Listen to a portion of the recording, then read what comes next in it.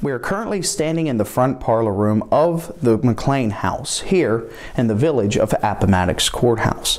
In 1865, Wilmer McLean was the owner of this property, and this would be the home that was chosen for General Lee and General Grant to meet.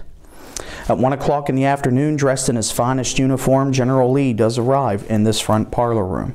He will take a seat at this large marble table. He's accompanied by one other man, his aide-de-camp, a man by the name of Lieutenant Colonel Charles Marshall.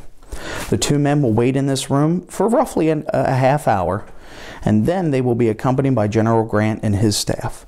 General Grant will eventually take a seat at the smaller table. And within an hour and a half, by 3 o'clock in the afternoon of April the 9th, 1865, General Robert E. Lee in this room will surrender the Army of Northern Virginia to General Ulysses S. Grant. The terms that are given to Lee were quite generous. The Confederate soldiers will stack their arms, surrender their muskets. The officers can keep their sidearms, and the Confederate soldiers will simply go home and become farmers again. These are the terms that are the brainchild of President Abraham Lincoln.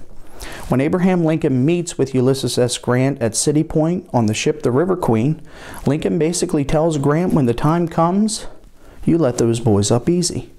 And that is exactly what General Grant does in this room. So after 4 years of bloody combat and over 750,000 casualties, the American Civil War starts to come to its conclusion here in Appomattox Courthouse and the home of Wilmer McLean. There's also one other important point in history that comes out of this meeting. It is within 5 days after the meeting between these two men, our first president of the United States to be slain by an assassin's bullet is dead.